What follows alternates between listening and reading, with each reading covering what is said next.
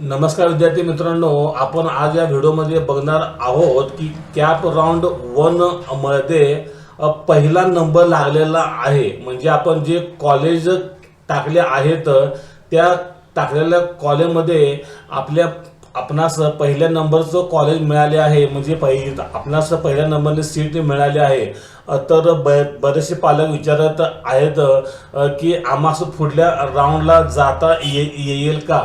तर मी आपणास सांगू इच्छितो विद्यार्थ्यांनो, 11वी प्रवेश 2026 मध्ये आपण जो पहिल्या राऊंडसाठी कॅपसाठी फॉर्म भरला आहे, त्या कॅप राऊंडमध्ये जरी आपणास पहिल्या नंबरचे कॉलेज मिळाले तरी सुद्धा आपण दुसऱ्या नंबरला म्हणजे आपण कॅप राऊंड 2 मध्ये अर्ज करू शकता आणि याच्यासाठी आपण पात्र आहात। काही विद्यार्थी गडबडीमध्ये कॉलेज सिलेक्शन होऊन जाते आणि अशातच त्या विद्यार्थ्यांना नंतर कळते की मला हे कॉलेज नको होते। तर अशा वेळी विद्यार्थी गोंधळात पडतात आणि त्यांना वाटते की आता मला पुढच्या राऊंडला जायचं आहे।